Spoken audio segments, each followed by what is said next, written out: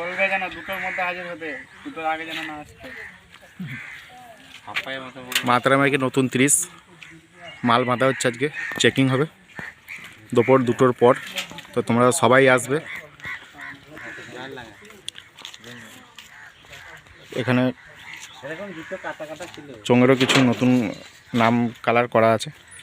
সোয়ারে একটা সোয়া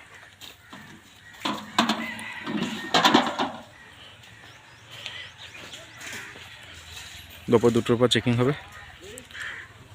এখন 30-এর মালটা বাঁধা চলছে। মাতারা মাইকের সমস্ত অপারেটর এসে মালটা বাঁধছে।